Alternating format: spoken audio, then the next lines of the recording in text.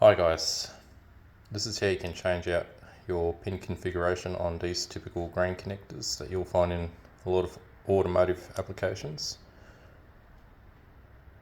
First thing you need to do is flip open the cover, put a wire holder.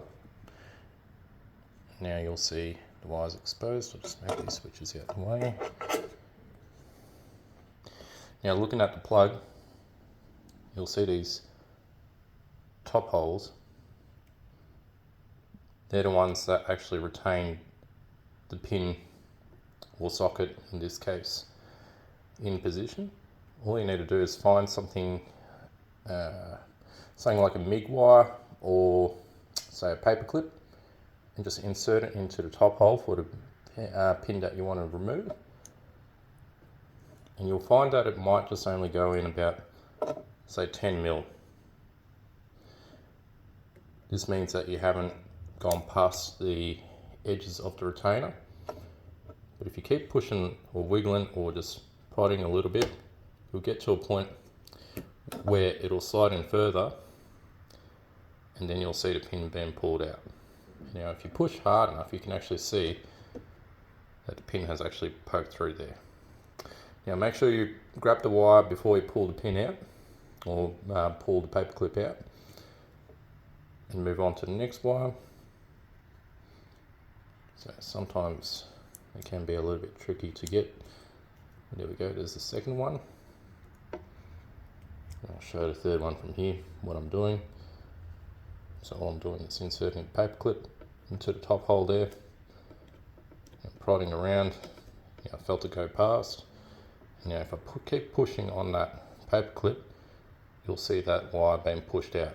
Now I just grab the end of the wire there, pull the paper clip out, and these three can be reconfigured now.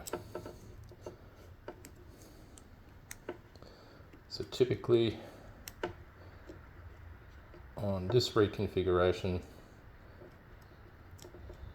I want to line up green on the bottom, followed by the yellow, and the black and the red in the top position there. Now the black and the red are actually for the switching part of the switch, and the bottom two are for the illumination of the switch. So just when you have them all lined up, push them all the way in. Now if you tug on the wires, you'll find that they're held in place. And then all you need to do is close that over, get your switch, which in this case is our MUX switch, and just insert it, and everything works.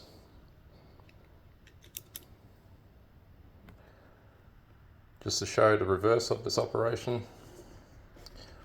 open this up, get your paper clip, and the paper clip goes into the top holes. Oops, there we go. Wiggle, wiggle. You might need to pull in and out a few times. There we go, we got that wire. Next one's over here. Okay, that one's out. And now the bottom one.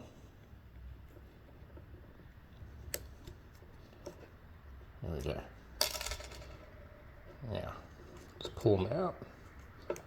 They do come out quite easily. Now, I can't quite remember the exact configuration of going backwards, but let's just say it's in this orientation.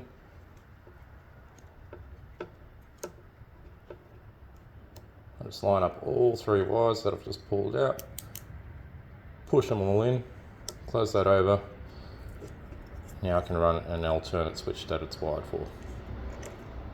All you need to do, oops, if you get it right, sometimes it's a bit like a USB.